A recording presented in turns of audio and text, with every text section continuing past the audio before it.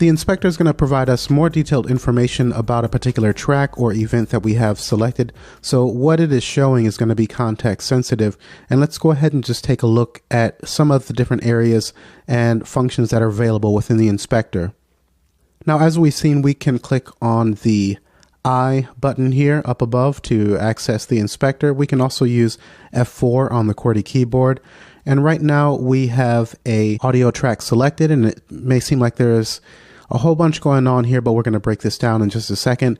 But just quickly to show you, if I select this MIDI track or instrument track, we can see that things will change a little bit depending on what we have selected. So even if I come back to the audio track and select this event, which is a loop from a PreSonus sound set, we can see certain information here at the bottom. And then once I select this sample from a third party that does not have BPM data, etc., then this is going to change a little bit. So just to let you know that this is context sensitive based on the track and type of event that you have selected.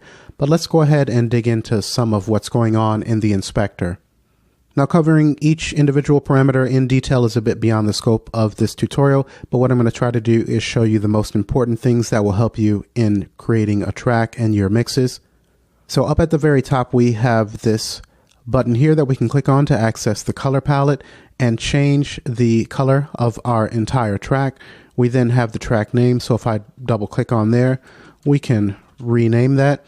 And you can see in the track column here, it has been renamed there as well. Our individual events maintain their name. We then have an area for tempo, which is an important area. So I'm going to take a minute to discuss this area here. So if I come back to the start page and click on create a new song, note here, stretch audio files to song tempo. If you leave this checked whenever you create your song, then whenever you create an audio track or drag in a loop or audio file, the tempo mode is going to be set to time stretch. And in this way, it's going to stretch or compress the audio file, as long as it has BPM data encoded into it, to the current song tempo. So if I go ahead and play this loop back here, I'll mute the drums. Okay, and I changed the tempo to 90 BPM. Let's play that back again. Okay, then we follow along with our tempo. I'll put that back to 120, and then let's change this to follow. Now in follow mode, it's going to remain at the beginning of bar 2 here, but it's not going to follow along with the change to the song tempo. So again, I'll go ahead and put in 90, press enter. Then you can see here that the event has retained its original size and has not been stretched to fill out the 2 bars that we have for our loop. I'll put this back to 120, and then the last mode that we have is don't follow. So if we have that set and I change this to 90, then the clips maintain their absolute position within the song. I'll put that back to 120.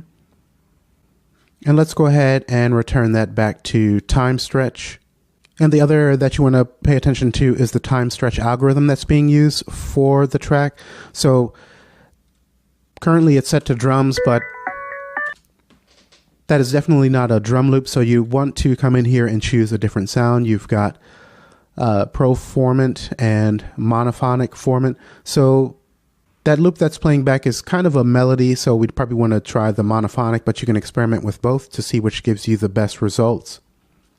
We then have group, and we can set up channels, or tracks rather, in groups. So I'll press FT to bring in, say, one other audio track. I'll click OK, and that's been added here. So if I press Shift and then right click, and then choose to group the selected tracks, we can see now we have group 1 that's been added, and both of these are in group 1.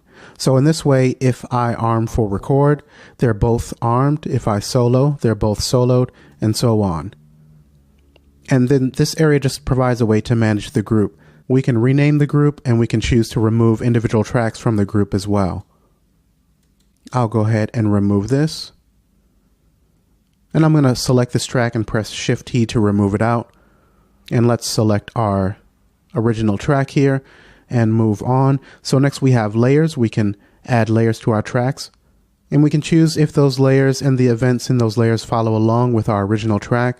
We can play overlaps. So if we have events that are overlapping within the song, then the audio from both will play back both at the same time, versus if this is deselected, then the overlapping event will take over producing the audio once the song position cursor reaches this area. I'll move that back out. Now there's three main sections for the inspector, whether we're working with an instrument track or an audio track. So we've got our first section here, which we've covered, and then we have a border, and then we have a channel here that is basically redundant for the channel that is in the mixer. We have a border here, and then our third section is at the bottom. If I select our MIDI or instrument track, then we can see we have these same three areas. But let's come back to our audio. And we won't spend too much time here, because if I open up the mix console while pressing the button down below, we can see that this channel is essentially the same as what we have here. So as I adjust the fader there, we change. I'll control click to put that back at 0 dB. As we adjust our panning, I'll control click there. So we have mute, solo, record arm, and so on. Redundant controls. I'll close out the mix console. And let's come down to the bottom border. I'll pull that up. And then this is going to give us information about this particular event, because as you can see, it is highlighted. It has the border around it. And we can see the start and end of this event. So we're starting on bar 2. We could even hover here and just use the mouse wheel to change the location. We have the end, we have the play mode, and we can choose between slices, overlaps, and normal. And then we have stretch events.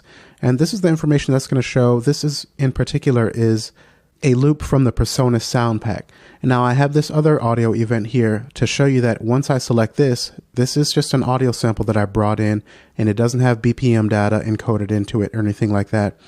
Now you can see we have a lot more to work with here. And we can even add an effect to this particular and individual event here. Instead of, if we were to open up the effects panel and drag, say, a delay onto the track, it's going to affect everything on the track. But when we have this audio event selected, we can actually enable event effects and add an effect just to that particular event. And we'll take a look at that in a later section on working with effects. So for now, I'm going to disable that. Again, we have our start and end. That's similar to what we just saw. We have file tempo. There is none set for this event, but we can just click there and add one if we'd like. We can speed up or slow down that event. If I were to click and put in 2, then it will effectively play it back at twice the speed. We can transpose that event in semitones or tune it in cents. We have access to the gain. So if I put -5, we can see that our event has updated. I'll control click on this box here to take it back to 0 dB. And we can see that that updates there. We have a fade in. So if I click and put in 2 and press enter, we can see we have a fade there. And if I pull from here, and it's not letting me grab that. So let me put that back to 0 there. Press enter. Our fade is gone, but we can also grab from here and adjust. We then have fade out. We have bend marker, which we can show or hide if we've added any bend markers using the bend tool, and then we can control the threshold of our bend markers if we've analyzed this audio event using the bend panel up above here.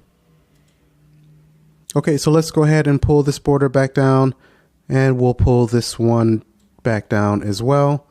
And if you're on a larger monitor, I'm using a smaller monitor on a laptop, you're going to have more real estate and more of this will show. You won't have to drag as much. But let's move on to the instrument track, and we can see again we have these same 3 sections, but let's pull this down and access what's up above. Again, we have our color palette here, naming the track. We have time base, which is going to be similar to the stretch, and how we can control how our MIDI behaves based on what we do to the tempo. We have our groups and layers, which we've seen, and layers follows events. Let me be sure this is all the way down. We have follow chords. So if we are working with the chord track, we can choose whether this track is going to follow along with chord changes that we create. We can add note effects such as a quarter, our arpeggiator, and so on to our instrument track. Now I'm going to pull this up here, and we can see we have that redundant channel that is within the console. So as I adjust here, similar thing to what we saw on the audio. So I'll hide the console, and let's take a look at the last section, and I'll pull this up. So just some basic information here based on the MIDI part that we have selected, the start and end. We can transpose that MIDI part, and we can adjust its velocity. Okay, so these are the areas, tools, and settings that are available within the inspector.